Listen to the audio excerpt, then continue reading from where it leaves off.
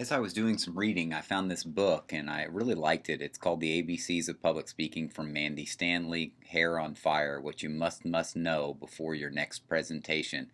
And it really gave kind of a neat overview of just bits and pieces of everything you need to know about public speaking. And let's just go ahead and get started. A is analyze your audience, and essentially that's just like it says, audience analysis, but you want to know the number, the age, the gender, the educational background, their knowledge of the subject, their job titles and responsibilities, attitude, interest level, maybe taboo subjects for this audience. I mean, all these things can help you understand and cater your message to your audience. So that's A, analyze your audience.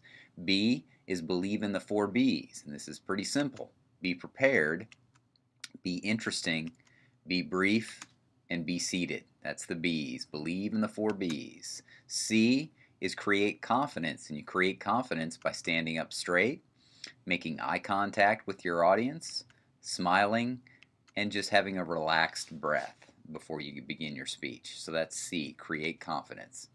D is dress for success.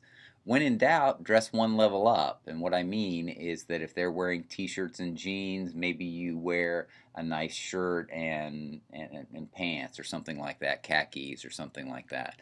Avoid busy, avoid a lot of jewelry, avoid t-shirts with phrases on them, that type of thing, just so that can be distracting to your audience. So dress for success. E is engage the eyes, and all that means is just look everyone in the eye. If it's a small audience, especially like in your public speaking class, make sure that you look every person in the eye and vary that eye contact. Don't just stare at one person, don't just find 3 or 4 people, but really try to engage everyone if possible. If not, if it's a larger audience, then you can start to find friendly faces in the audience and kind of focus on those. So engage the eyes. F is forget the fidgeting. And just like it says in this slide here, no twirling, no fiddling, no scratching, no potty dance, no playing, no pacing, no tapping.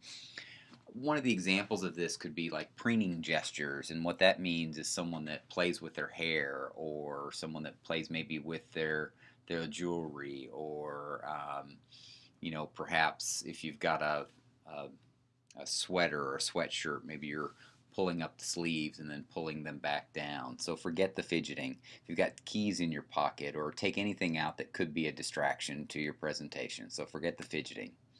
G is gesture with grace and purpose.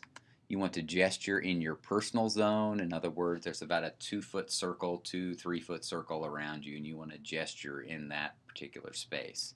You want to refrain from pointing at your audience. You can use the open-handed gesture, but refrain from pointing towards people because that can be considered kind of confrontational. And resist hands in pockets or behind the back. Just let them natural and free to gesture.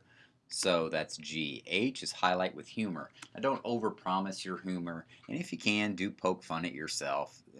Don't even think about jokes that pertain to religion, sex, politics, age, or disabilities. Like we talked about with attention getters and memorable statements, make sure that you're not using something that's offensive, but also something that is clean, relevant to the topic, and then either gets them laughing or just even gives them a chuckle, or even a groan sometimes can be effective.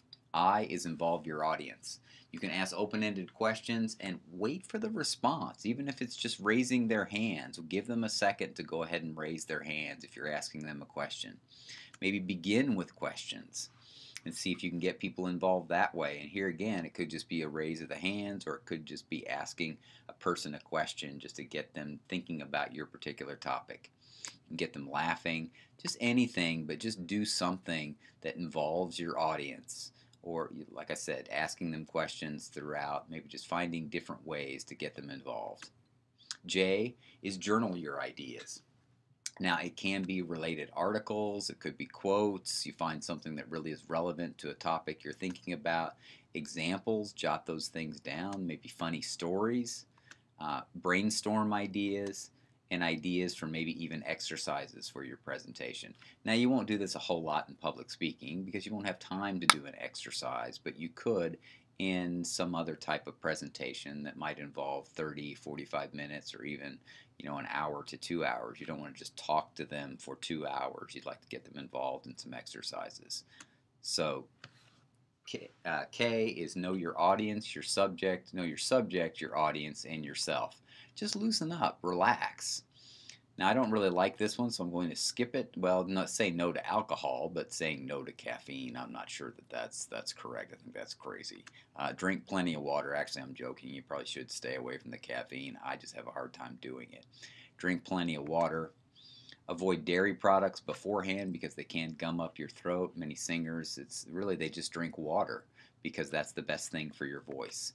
Eat light so you don't feel weighted down or heavy. Wear comfortable clothing. And then don't forget just to relax and breathe as you're giving your presentation because sometimes you can almost feel like you're hyperventilating up there. So that's K. L is lose the lectern.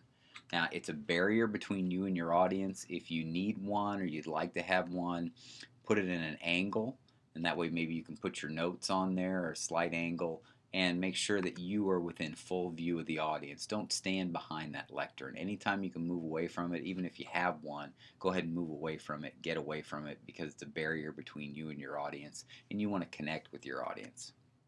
M is memorize your first and last sentence. Start strong and end stronger.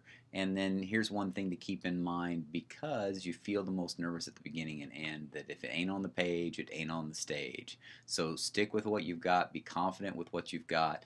You can add things later on if you want to, but you really want to pretty much stick to that outline. So that's M. N is nix the nervousness. Turn that nervous energy into good adrenaline. Focus on your audience instead of yourself, or focus on the message instead of yourself. So that's N. O is open with oomph. Now there's several different ways, and I'm not going to go ahead and review everything we said in our attention getters and memorable statements with introductions and conclusions, but here's just a few ideas that relate to those that we talked about. You could ask them provocative questions or questions to get them involved, startling stats, humor, tied into a current event, but involve them in a discussion or an activity. Those are just some suggestions, and just go back and look at your lecture notes for attention getters and memorable statements. But open with some oomph. Make sure that you don't start off with my topic is. P is pack your bags. Whatever you have, as far as whether it's handouts or if you're doing a DVD, or if you maybe have the actual object there, if you're doing a process speech, make sure you check and double check what you need. Make sure here, there's one thing here I want to emphasize, is having extra handouts. If you think you'll have 20, make 25 copies, or if you think you have 30, make 35 or 40 copies.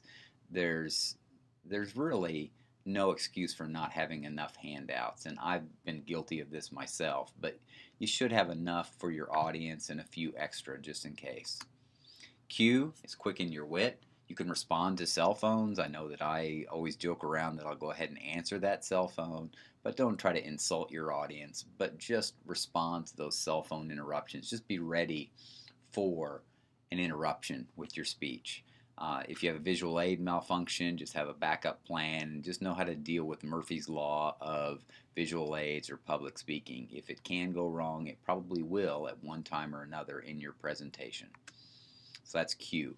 R is just rehearse, rehearse, rehearse. There's nothing that replaces that rehearsal. You can practice in front of a mirror. You can rehearse with your spouse, maybe in front of friends. You can videotape. You can audio tape, and that's really easy, especially now with cell phones. I mean, a lot of the smartphones now, or just about every single smartphone, you can videotape your speech with, or at least you can audio tape your speech. And you can repeat sections just so you feel comfortable with those. So R is rehearse. S is to support yourself with the speaker's stance, and it's definitely not this guy here. That's actually from a play called The Foreigner. But keep your feet about shoulder width apart. I see a lot of people that cross their legs, or I see a lot of people that will cross their legs and tap their toes or sway back and forth. But elongate the spine, stand up straight. Put your weight slightly forward on the balls of your feet, and then your arms rest at the side unless you're gesturing. Otherwise, you don't want to put your hands in your pockets, that type of thing that was talked about earlier. So support that speaker stance. T is tell them, and it's just the repetition of tell them what you're going to say, tell them what you've said.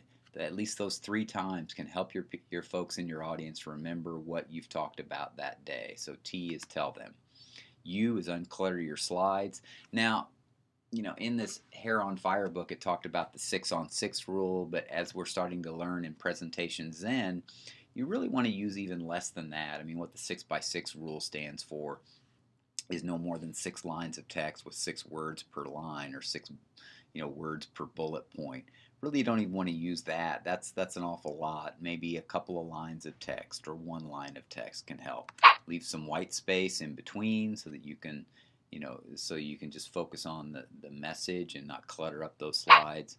And then make sure you use maximum readability colors. Like, for instance, what I'm using here is a green background and white lettering. That's a pretty nice contrast so you can see between the two. You don't want to put purple on top of red, and I know that sounds almost funny and like someone would never do that, but I've seen that quite often.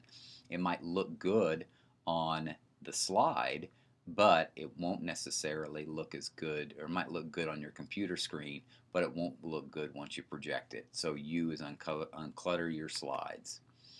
V is voice your vocal concerns and get rid of those ums, ahs, clearing your throat, the lip smacking. There was a president of Crowder College, and he was a great speaker actually, but the only thing he did that would drive me crazy every once in a while is that he would lick his lips in between phrases quite often, and it became a distraction. So get rid of those types of things, that throat clearing, that lip smacking, those favorite words like, basically, okay, etc. My word is basically. W is WIIFM your audience. Am I giving them a reason to listen? And what's in it for my audience? They want to know. We're selfish, to be honest with you. We want to know what your presentation is about and why it should be important to me. And even part of your introduction builds in a reason to listen. And that's just what that is. It's why should this be important to me? Why should your process speech? Why is it beneficial for me to learn it? What's beneficial for me to learn about your informative speech? What am I going to gain from your persuasive speech? I mean, those types of things are important. Have I clearly stated the benefit of this presentation? So that's W. X, we're getting close. Express sincerity. And I know that's misspelled, but I like it anyway. Express sincerity. And what that means is that you need to be excited about your topic. And if you're excited about it, people who are listening to you will be excited about it. There's a quote that I like that she uses in her book, Mandy uses in her book. Very few people will pay any attention to what you have to say. It's unfortunate but true. Most people won't even believe what you have to say, but they will pay attention to see if you believe what you have to say. And that's from Larry Winget from Win Seminars, his book on seminars and presentations. Now, I agree with this and I don't agree with it, because really, if you're expressing sincerity, people will start to listen to you and start to believe that you believe what you're talking about, and you believe in what you're talking about, and they'll start to listen more closely. So X is expressing sincerity. R is remember that you are the presentation. I mean, it's all about nonverbal communication. So here again, if we go back to express sincerity, 55% of your message is body language and other cues. 38% of that is just your tone of the voice. 7%, only 7%, is communicated through the words. We believe what we see, and Missouri's called the show me state. And that's true of a lot of people. We just want to be shown that you're excited about your topic, that you believe in what you're talking about, and your tone of voice is easy for us to listen to. Your body language expresses confidence and sincerity. And Z is remember Zig Ziglar's advice, and what that is your attitude, not your aptitude, will determine your altitude. Your attitude about public speaking will make that presentation that much easier and will determine how well you do on your presentations. A bad attitude will lead to a bad presentation. A good attitude with a good work ethic and good rehearsal will lead to a great presentation. So that's essentially what we've talked about today is the ABCs of public speaking. And please make sure that you take that festival of knowledge related to this that will essentially be listing what those ABCs are. So if you need to go back and listen again and jot down notes, I would suggest you do so. Thank you.